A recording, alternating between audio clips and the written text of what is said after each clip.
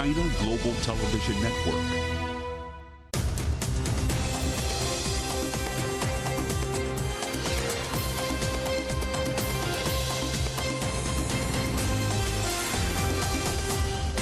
Live from London, this is The World Today. Hello, I'm Robin Dwyer. Welcome to the programme. Our top stories. DPRK leader Kim Jong-un arrives in Russia to meet President Putin for what the Kremlin says will be a comprehensive discussion. Hopes fade of finding more survivors in Morocco as the death toll from the country's worst earthquake in decades nears 3,000. The number of dead in Libya's flooding could reach 10,000 after huge storms caused 2 dams to burst in the east of the country.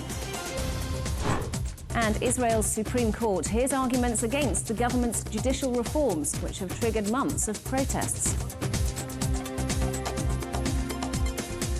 The leader of the DPRK, Kim Jong-un, has arrived in Russia for what the Kremlin says will be a comprehensive discussion with President Vladimir Putin.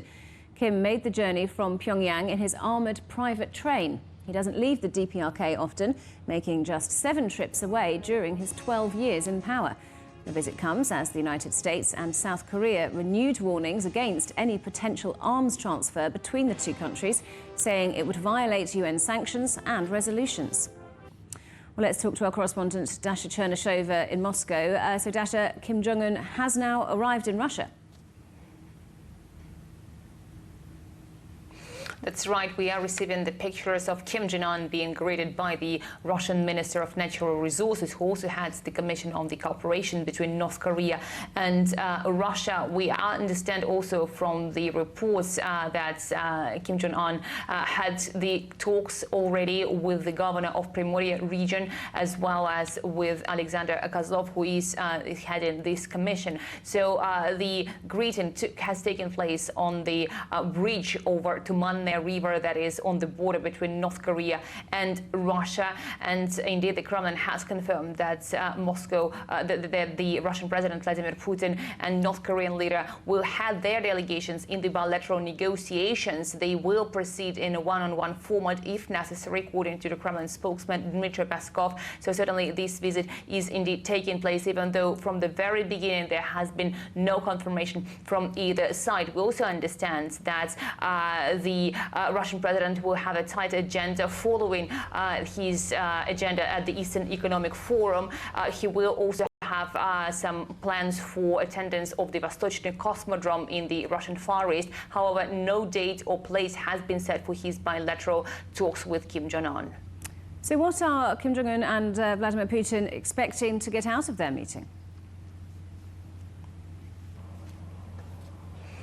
Well, according to the Kremlin, the sides are expected to talk about the bilateral relations. The Kremlin spokesman Dmitry Peskov was very clearly saying that Moscow cherishes its relations with North Korea and is going to develop ties that are mutually beneficial and good, regardless of the opinion of other countries. The spokesman for the Russian president also commented on the warning from Washington that Pyongyang should not be supplying arms to Russia, saying that these two countries, North Korea and Russia, are interested in their own interests and in beefing up the relations between the two, not the warnings from Washington. So, of course, we don't know what these talks will be focusing on besides the issues related to the bilateral agenda. There have been conversations among the analysts that the sides could discuss the transfer of military technology, Russia offering its oil and grain to North Korea. But again, this has not been confirmed. The Kremlin, however, has indicated that these two countries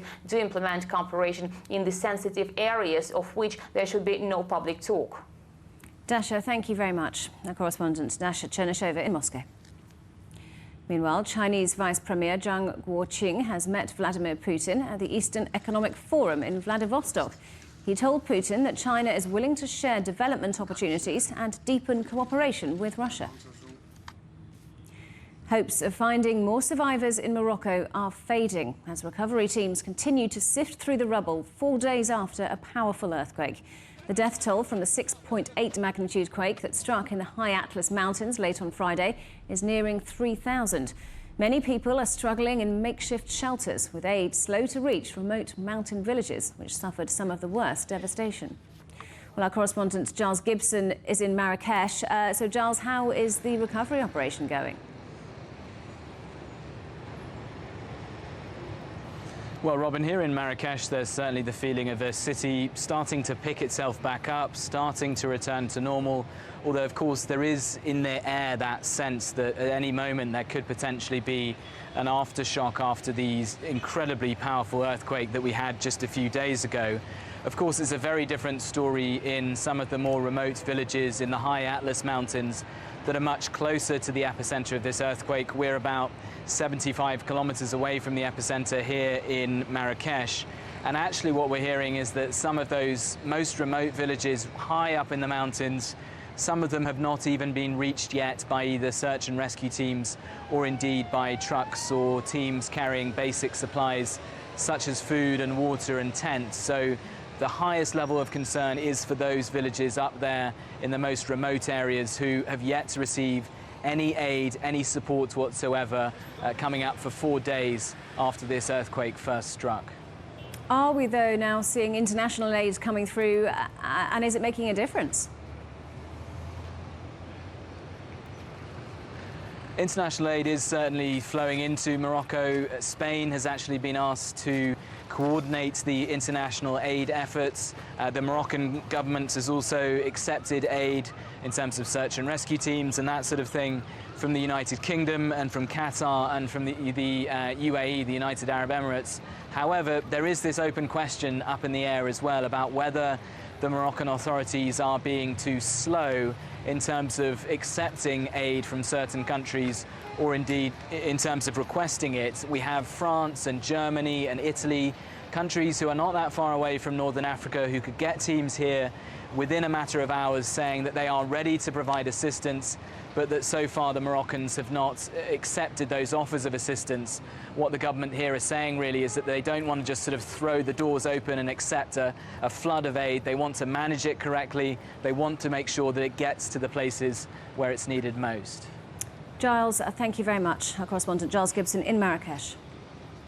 Well, let's talk now to Larsen Haddad, who's a Moroccan Member of Parliament and former Minister of Tourism. Great to speak to you. Thank you very much for joining us on the programme. So obviously a tragic and enormously challenging situation in Morocco. How's the government coordinating its response to this disaster? Well, it's coordinating it by first actually trying to get to the populations, and then getting to the population is in very high mountains with difficult kinds of roads has been a challenge because the earthquake has created a situation where a lot of the roads were blocked, some of them by big rocks, I mean like weighing tons, and so it has to use machinery, it has to lift some of the machinery to those kinds of places in order to evacuate the road and then make the road navigable. And that took a lot of time. I mean, 400 kinds of kilometers of road has been cleared, but still with the aftershocks, I mean, that road goes back and then there is rubble in the road. So that's been a challenging kind of thing.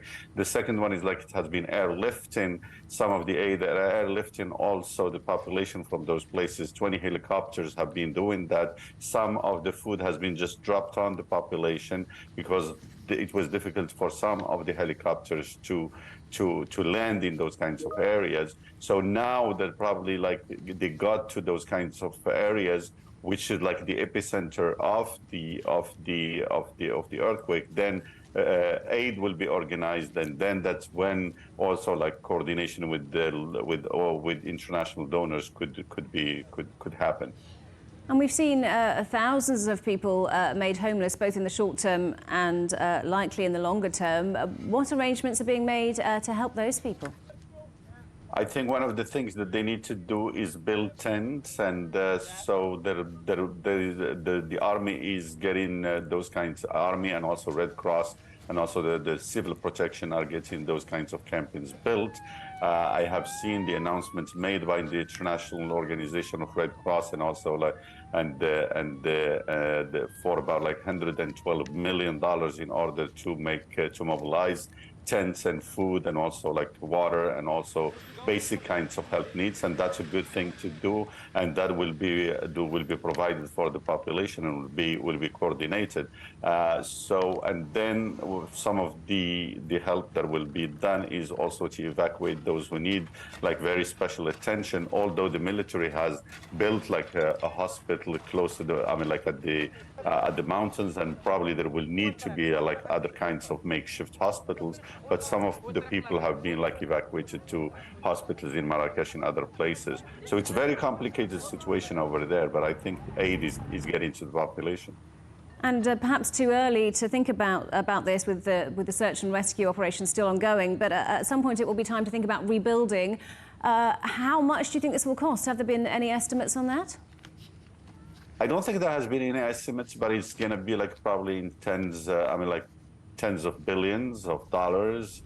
The government is already like working on that and assessing the situation, how many villages are concerned, how many wars, how many communes, those are the elected local mayorships, and then assess the situation, because it's not about like building houses and livelihoods and villages, but also like ensuring that the infrastructure is there, like in terms of roads and also bridges, and also ensuring that all the buildings that will be done now will be like anti-seismic kind of codes applied to them. But the king has given the instruction that it should not take years, it will take months, and probably within a year, all of that kind of high atlas will be reconstructed. Well, Lassane Haddad, we appreciate you taking the time to talk to us today. Thank you for joining us. That's Lassane Haddad, Moroccan Member of Parliament and former Minister of Tourism. Thank you. Morocco is mobilising its military after that devastating earthquake and setting up centres for people who have been displaced. Our correspondent Ken Brown visited the Asni Military Field Hospital near the quake's epicentre. An army hospital at the foot of the Atlas Mountains. People who have lost everything find shelter and medical assistance. They talk of the night when their world caved in, of loved ones lost and an uncertain future. Saida was one of the lucky ones. She and her family of 15 made it out alive. In Asni, there isn't a single inhabitable house. Our entire village needs to be rebuilt from scratch. We don't know how long we will live here. The authorities are focusing on the rescue of survivors and the search for the bodies. The facilities here have X-ray machines, a pharmacy, a traumatology tent, and even an operating theatre. The injured arrived in ones and twos in ambulances, receiving attention as word begins to spread that the hospital is up and running. This military hospital was set up in less than 48 hours to help the many survivors trapped in the Atlas Mountains behind me. It has the capacity for around 1,000 people, and beyond the physical injuries, there is also a psychiatrist here to help with the trauma of a tragedy that will be difficult to forget. The focus is often on physical health in a disaster, but we must address the psychological aspect too. Luckily, in this region, everyone knows everyone. It's almost like one big family. The tragedy is shared.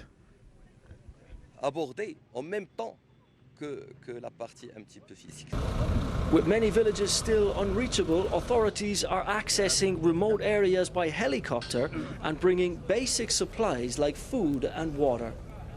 As tremors continue and cause further rock slides closing roads, many obstacles remain. The biggest challenge is to help the population, to help patient. We receive patient, and the patient is treated here. It depends on the degree of casualty. When the casualty is the patient the situation is critical, we send them. They need more medical support. We send them in the military hospital in Marrakesh or other hospitals. With national and international help beginning to arrive in some of the disaster zones, the fading hopes of finding more victims alive rise a little. Ken Brown, Asni, Morocco. An emergency appeal has been launched by the International Federation of the Red Cross and Red Crescent Societies to raise more than $100 million for victims of the earthquake. Morocco has so far accepted assistance from the UK, the UAE, Spain and Qatar. And China has announced $200,000 to support the recovery effort. Italy, Belgium, France and Germany say their offers of assistance are yet to be approved. We need to make sure that we avoid a second wave of disaster. And therefore, at this particular moment in time, we're supporting Moroccan communities in their absolute priorities. This includes health, shelter, and access to clean and safe water and food. We are launching our emergency appeal to further scale up our action with the Moroccan Red Crescent. Up to 10,000 people are feared dead or missing in Libya after devastating floods in the east of the country. It comes after Storm Daniel brought intense downpours over the weekend. The city of Derna has been declared a disaster zone after 2 dams burst. Our correspondent Catherine Drew reports. As Storm Daniel brought a deluge of water from above, 2 dams on the Wadi Derna River burst, sending millions of tons of water downstream towards the port city of Derna. Torrents rushed towards the sea, with homes, cars and bridges swept away. One official from eastern Libya estimates a quarter of the city has been destroyed. Hundreds of bodies are reported to be piling up, waiting to be identified. With many roads and communication infrastructure destroyed, there are fears the full extent of the damage is not yet clear. Derna is literally facing a crisis, with reports of more than 11,000 martyrs. It's a disastrous situation with the flooding and the loss of lives. Inland areas such as Al-Baida were also badly affected, with people trapped in their homes. The International Federation of the Red Cross estimates around 10,000 people are missing. What we can confirm now that thousands of people have lost their lives, thousands of people have lost their homes, and thousands of families are stranded or lost. Libya is ruled by 2 rival governments, based in the east and west, and backed by their own armies. The internationally recognized government in Tripoli has sent a plane with 14 tons of aid to the eastern region, while supplies have also begun arriving from Turkey and other nations. The humanitarian needs are huge and much more beyond the abilities of the Libyan Red Crescent and even beyond the abilities of the government. That's why the government in the east has issued the international appeal for support. Some believe the disaster has been exacerbated by a lack of investment in roads and services, while building standards and other safety regulations regarding dams and other infrastructure has taken a back seat in a country riven by political chaos for over a decade. Catherine Drew, CGTN. More than 1,000 residents have been trapped by floodwaters in southern China after days of relentless rain from the remnants of Typhoon Haikui. At least 7 people have been killed. The storms triggered more than 100 landslides and caused extensive flooding in Guangxi and Guangdong provinces. Southern China and Hong Kong were battered by heavy downpours after the typhoon ripped through the region last week. You're watching CGTN. Still ahead. Supreme Court showdown. We're in Jerusalem as Israel's top judges hear challenges against Benjamin Netanyahu's controversial judicial overhaul.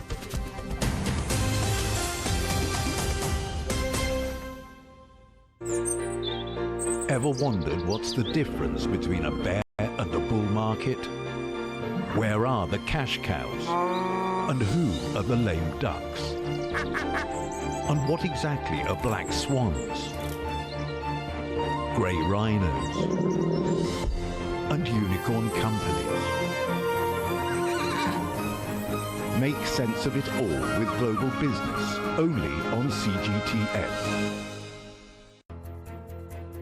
There's a new agenda for a new world, accelerating change in almost every part of our lives. It's shifting the norms of how we work, travel, and connect. How we think, interact, and develop. It's a new reality, a new agenda with me, Juliette Mann.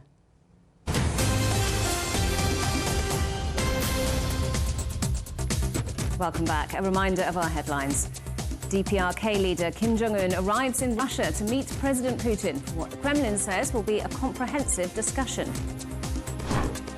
Hopes fade of finding more survivors in Morocco as the death toll from the country's worst earthquake in decades nears 3,000. And the number of dead in Libya's flooding could reach 10,000 after huge storms caused 2 dams to burst in the east of the country. The bitter row over judicial reform in Israel has entered a crucial stage. Judges at the Supreme Court have begun hearing arguments against the government's overhaul of the legal system, which could ultimately curb their own powers. Opponents say the changes threaten democracy and open the door to abuse of political power. Supporters of Prime Minister Benjamin Netanyahu insist they're needed to prevent unelected judges from meddling in politics. Well, our correspondent Stephanie Freed is in Jerusalem. So, Stephanie, what's happened so far in court today? Well, this is the court behind me. They've been in session now. We're in hour 8, and it was only supposed to go until an hour ago. It should have only been 7 hours. Now it's going to go on 12 hours, long-winded, lots of talking. Somewhat, there has been some criticism. Certainly, analysis is coming out. This is being streamed live. Israel is watching this. Israelis are watching and listening to this very closely because, as you noted, this is important. This is critical in terms of Israel's future because it has to do with democracy, civil rights, human rights. Essentially, the 15-panel judge, the Supreme Court judge panel that's convened today, they're hearing about a July amendment that the government voted in that curtails their powers curtails the court versus the executive or the government. And they're hearing appeals to that proposition or the amendment that was voted in July. It's highly controversial because it could serve as a precedent going forward for other laws that the government would want to push through. It's complex, it's complicated, but if I can give you an analogy, it would be like a fortress in medieval times, and this amendment and the appeals to this amendment, that's the final wall or gate before hitting the castle, and the castle is democracy. And so that's what the many people, as specifically protesters, feel is at stake right here today, now, for the future. So is there any chance then that this amendment could be overturned? Certainly there is a chance that the judges will say they'll strike it down. They could also say that they don't have enough grounds to strike it down because it's a basic law, and without getting into that and to the nitty-gritty of that, it's technical, it's legal. What the legal scholars that I've advised with say, they feel that the court will probably come back with a more moderate ruling, and it could take weeks, it could take months. They have a few months now to decide. More moderate meaning take this amendment back, reword it, rework it.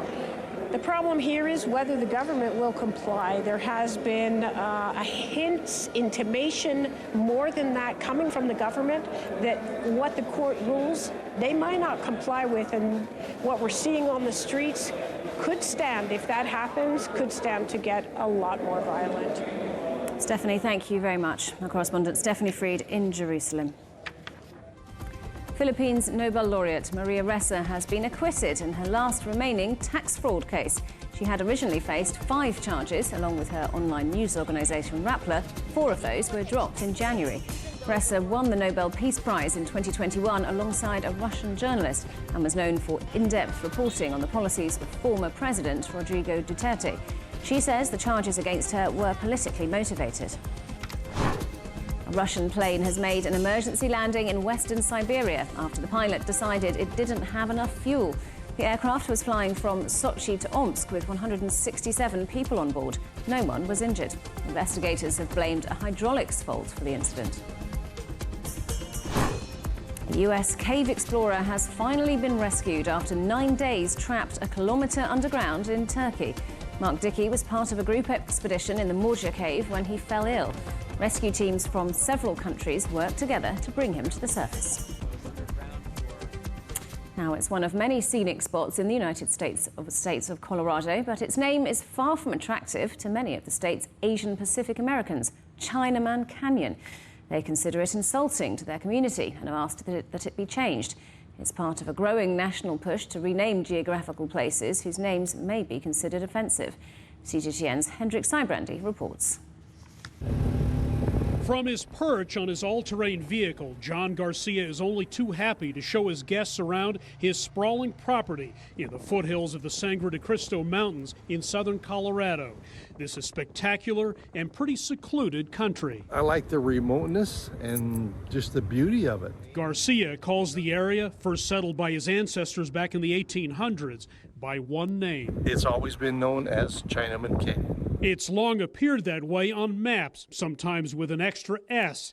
But soon Chinaman Canyon may be no more, at least officially. Clearly, the name Chinaman is a derogatory name, and as such, it should be changed. Historian William Way is a member of the Colorado Geographic Naming Advisory Board, which unanimously agreed recently to change the name to Toisan Canyon after a province in China, from where scores of immigrants came to build the Central Pacific Railroad a century and a half ago. They should be honored for their contributions to the development of the state. This is not the only geographical place that's being renamed in this way.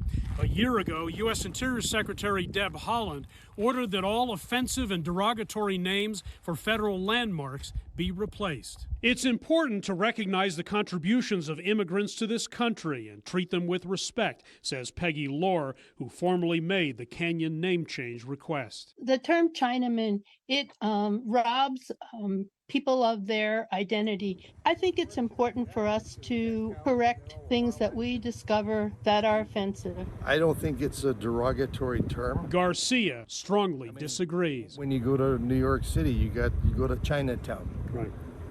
What's the difference? This name change, he says, will do nothing. It doesn't need to be changed, and it sounds like it's a politically correct name change like everything else has gone, and in my opinion, they've gone way beyond, way too far at changing all of these names. It's the kind of debate that's playing out far beyond these canyon walls. When it comes to political correctness, how far is too far? It's a new period of time, and it's an opportunity to, quite frankly, correct some of the past mistakes that we've made as a nation. In one of his plays, William Shakespeare once asked, "What's in a name?"